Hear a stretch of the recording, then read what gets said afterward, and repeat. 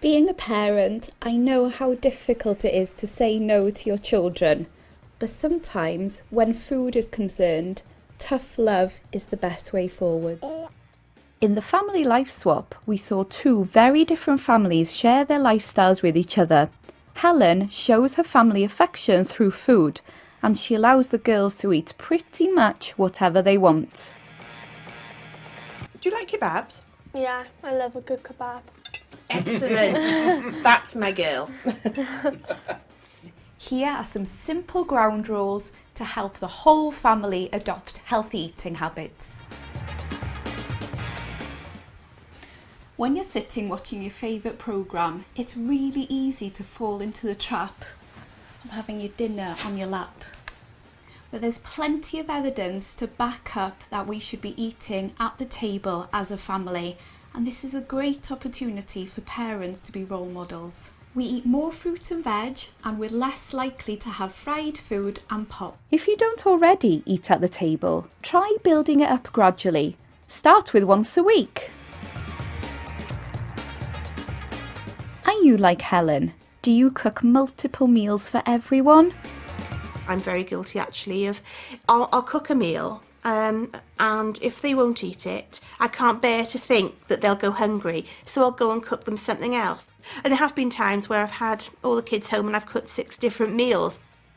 Encourage everyone to eat the same meal. It's really easy to fall into the trap of pandering to fussy eaters.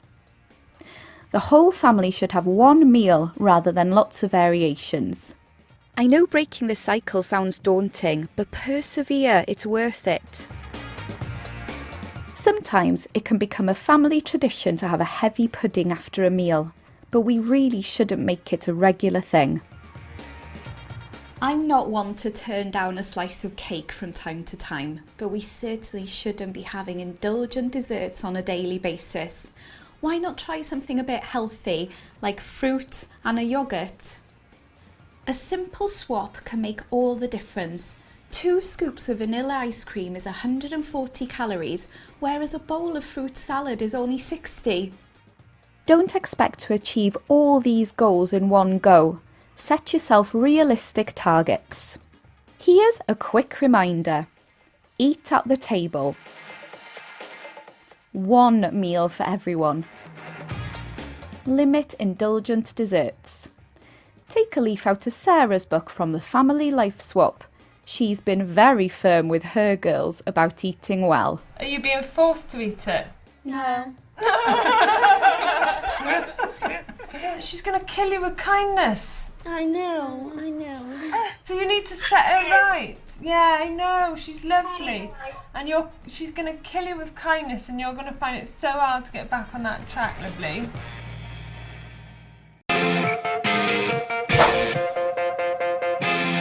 For most of us, a trip to the butcher's or farmer's market is a rarity. Our connection with the food we eat is in the supermarket, and it stops there. These days, children are used to seeing meat and fish coming out of a polythene bag rather than from a river or a field. And a few months ago, I asked a child, "Where do you think tuna comes from?" And they said a supermarket. In just a few generations, we've lost touch with where food comes from and the joy of cooking it. The more we know about our food and how to prepare it, the more likely we are to understand its effect on the body and our health. In the Family Life Swap, we saw 2 families change lives with each other for a week. Bonnie and Jenny went away for a camping trip with the Thompson parents, and for the first time in their lives, went fishing. Like that? Yeah. Back, flick. Oh! You got a fish. Jenny?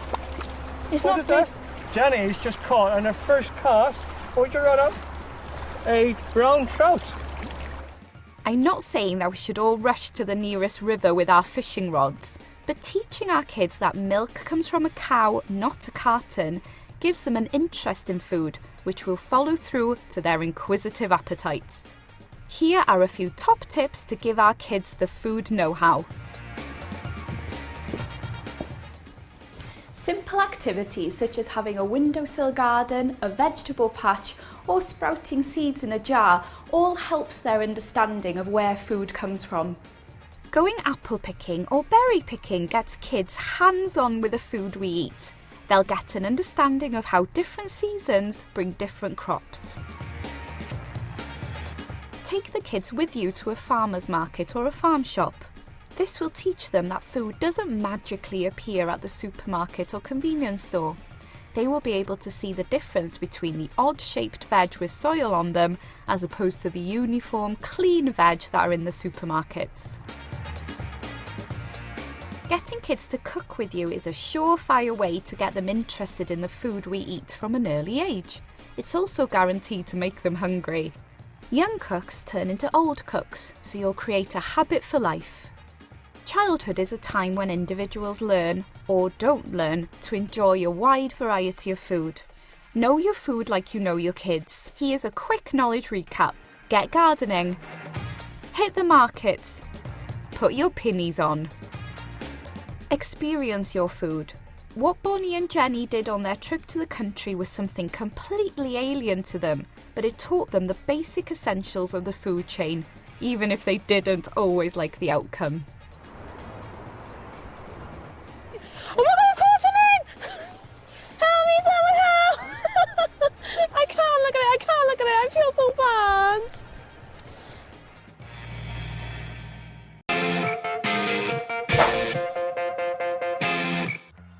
As a dietitian, I meet people all the time who struggle to keep a diet going.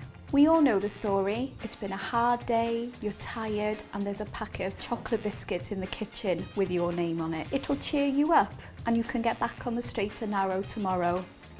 Most of us have started a diet with loads of motivation, but unfortunately it dwindles after a couple of days. As we saw in the family life swap, where two families with very different lifestyles changed places for a week, the temptation to indulge or fall off the wagon is easy. But you know, we have managed to eat, I think, a bit healthier than we were What eating. about to indulge in now? apart from the curry and chips behind me. I work on the theory that temptation and self-doubt will happen, but if you have the ammunition to deal with it, it makes it a lot easier. Here are my top tips to keep your mojo. You're doomed if you look at this as a diet. This is a lifestyle. If you want to maintain your weight loss, you have to keep it up for life. The 21-day rule says that if you maintain a change for 21 days, it will become a habit, not a long time in the grand scheme of things. And don't expect miracles. 1 to 2 pounds a week is a great weight loss goal. Perfection doesn't exist. Just because you've had one slice of cake, don't think to yourself, I've blown it, and go on a splurge. It wasn't a failure, it was a choice. Ditch the all or nothing mentality. If you keep yourself smiling and have a positive mental attitude, you'll think yourself slim and healthy. Never underestimate the power of the mind. Do you eyeball your fridge or rummage through the cupboards? My advice, stick a picture of yourself from a time when you were happier with your weight on the fridge. And leave yourself notes such as, am I really hungry? Is it worth it? What are you doing in here? Sounds odd, but it will make you stop and think. Warning, your partner may laugh. Lifelong changes don't happen overnight, so take it slow. If it took you 5 years to gain this weight, then it's not going to fall off overnight. Here's a recap of my 3 top tips. It's a lifestyle. Positive mental attitude. Make a note of it. As we can see from the Hewell family, a little bit of encouragement in the right direction and support from each other can make all the difference. And you know what? It can be good fun too. It can be done just by making little changes and just incorporating them into your routine. It becomes second nature after a while, and I honestly believe that if we can do it, then anyone can.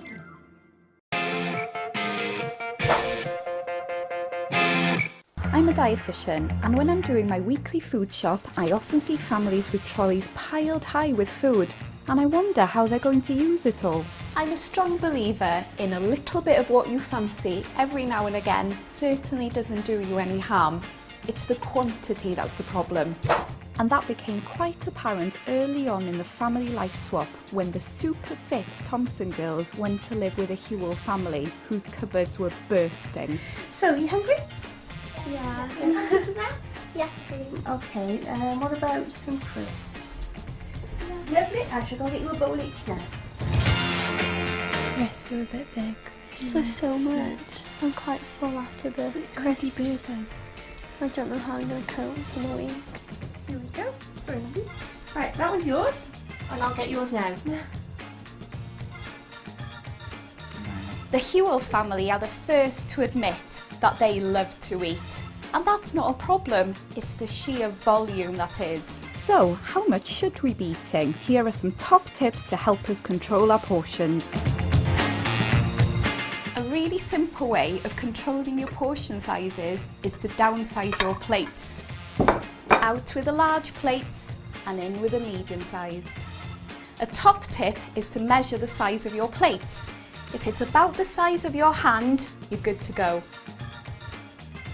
Over the past 30 years, our plate sizes have grown, and the bigger the plate, the more tempted we are to fill it.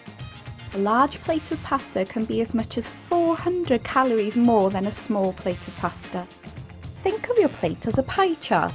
You might be surprised to know that half our plates should be veg or salad and the other half is split into quarter carbs and a quarter protein. It's called the portion control plate, and it's a fantastic way of giving our bodies exactly what we need without being too much. A great tool to help manage your meals is a meal planner. If you do it at the start of the week, you're more likely to have the right amount of food in your cupboards.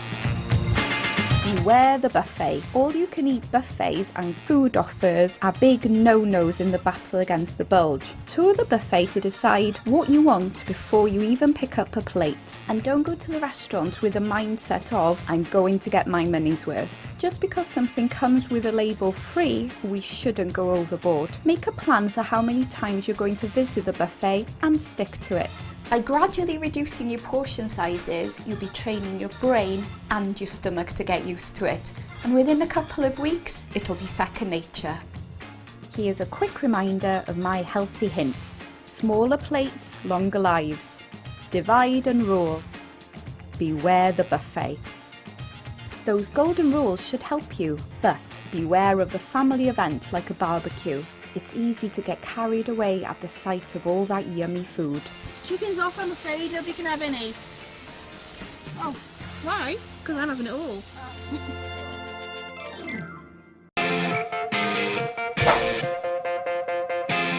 I think most of us have a tendency to know what we like and like what we know. But as a dietitian, I really think a bit of adventure when it comes to food can help us on the road to a healthier life.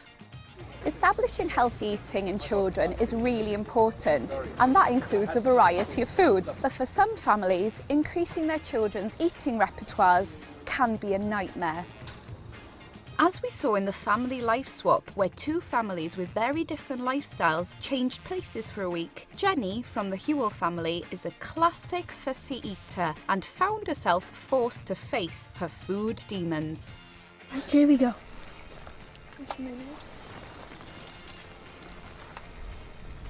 Yeah, I don't like that. Not for me. No. Try the other one. Nope. So, how do we get children to try new foods without begging, bribing, or losing our own minds? Here are my top tips brought to life by some helpful volunteers. Rome wasn't built in a day. Even if you're frustrated or worried about a picky eater, try to at least fake a carefree front.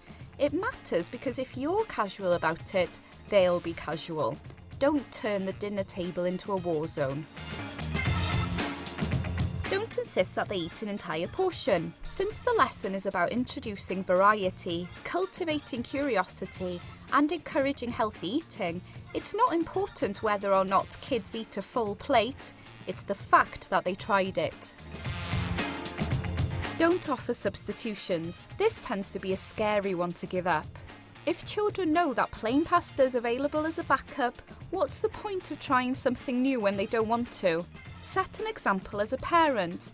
Try different foods as a family and make it a talking point.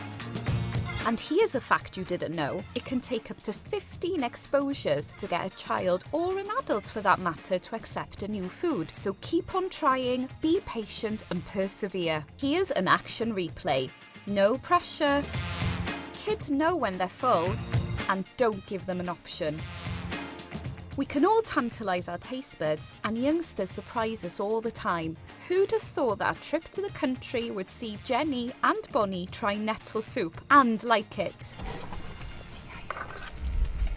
It just smells like stew. It's nice. Still breathing, love? Yeah, I'm still breathing. Girl. Result.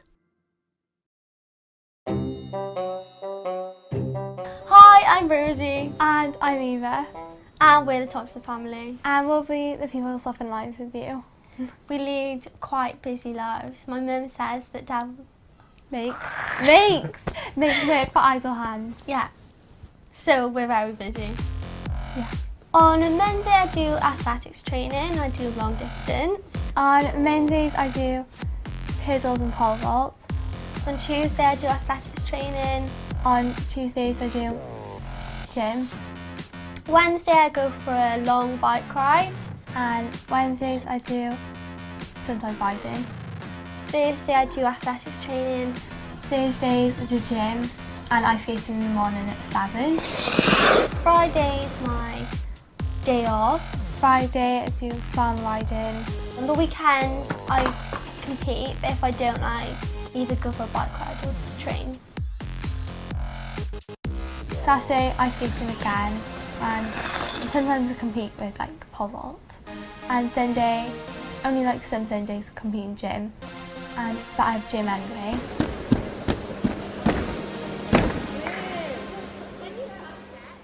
Mum does the cooking. Mostly does the cooking.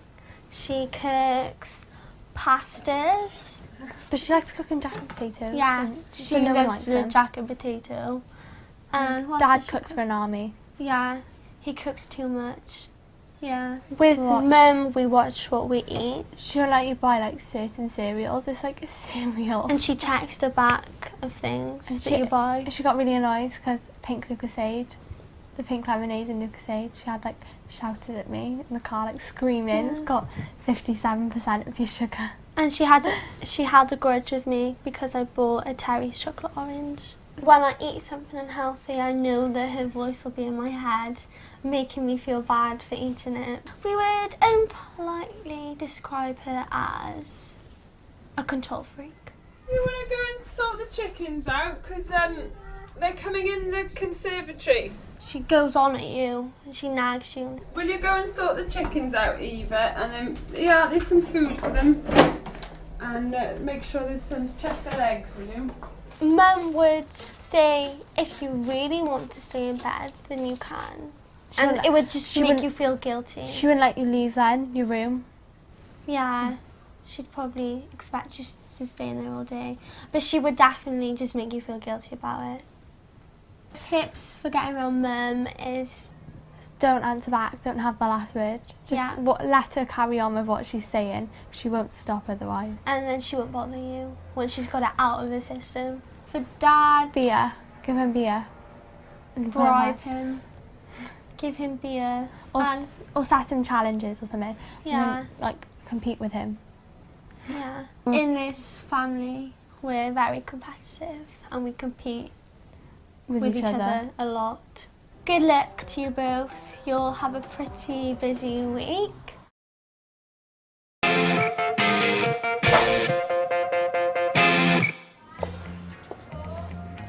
We all enjoy a treat now and again, and even though I'm a dietitian, I also enjoy something naughty but nice occasionally. But I often hear parents giving children sweets and chocolates as a reward. Not a good habit to get into. There's a difference between having a sweet treat every now and again and using sweets and chocolate as a reward for children.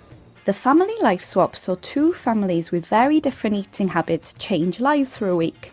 It was easy to see that the families also have different attitudes towards rewarding success. The winners of the cycle challenge were rewarded with a healthy dinner made by the losers. In Abersychan, the winners in the pool, and not the swimming pool, want a trip to the kebab shop. Whether you're 5 or 55, we all like to reward ourselves with a treat now and again. But it's how much you eat and how often you eat it that's the problem.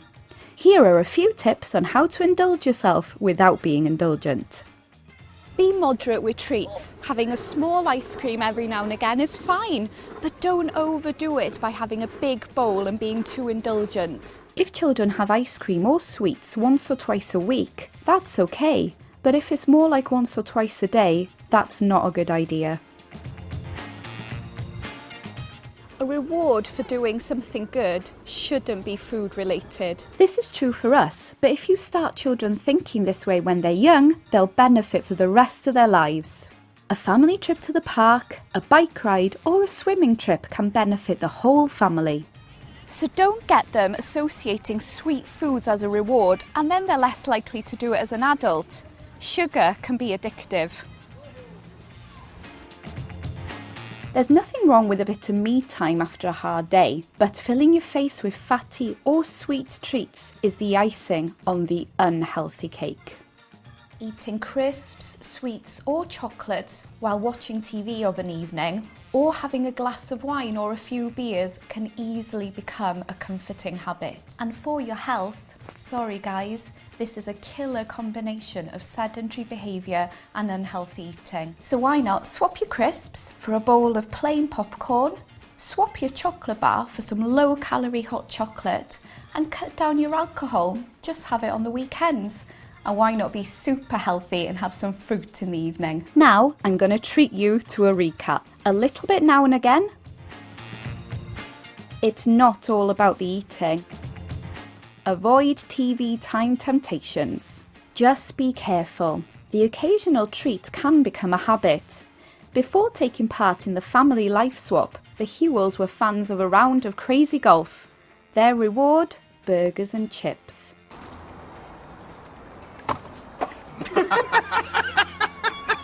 That doesn't quite hit the mark, guys.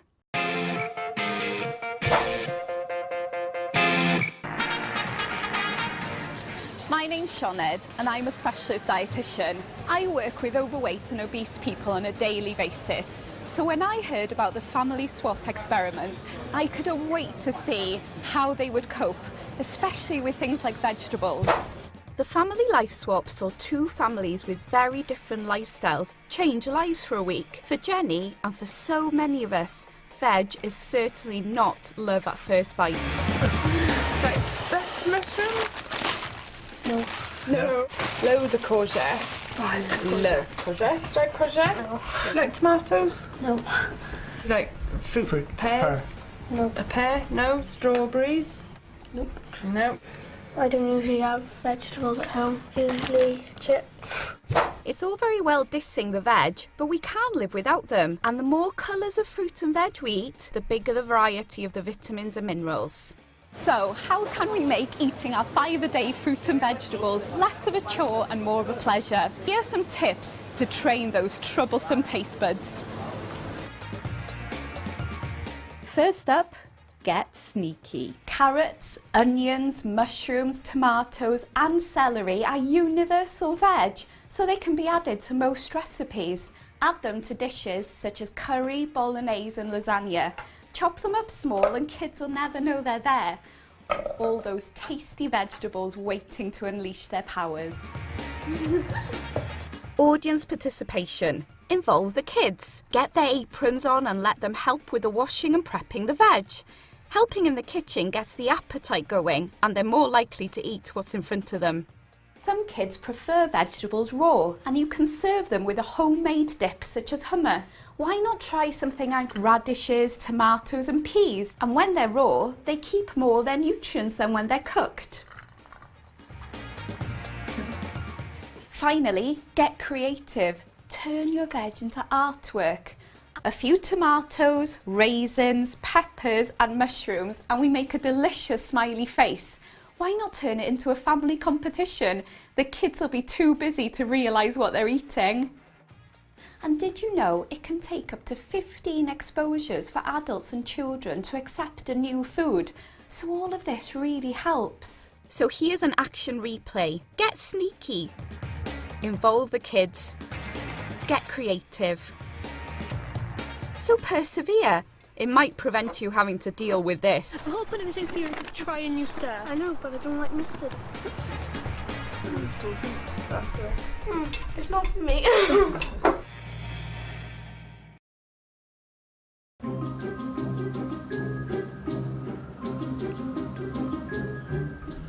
Hi, I'm Bonnie. Hi, I'm Jenny.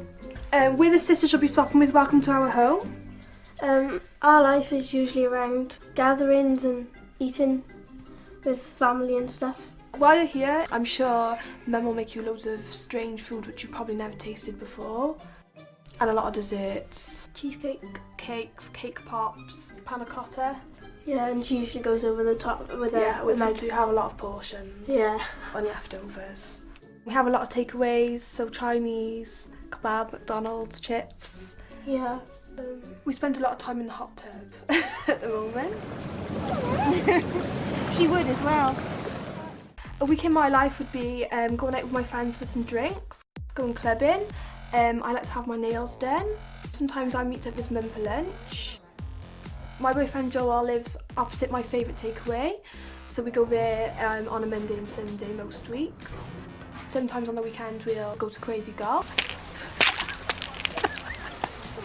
On the weekend we also go out for breakfast and meals. Right, what are you having, guys? I know what I'm having. What I always have.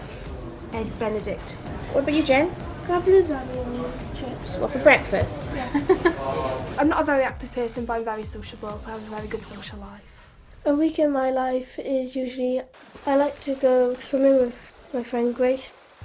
We usually go to the cafe after that to get some chips or something. A couple of times a week I usually go to my grandma's to have a gravy dinner.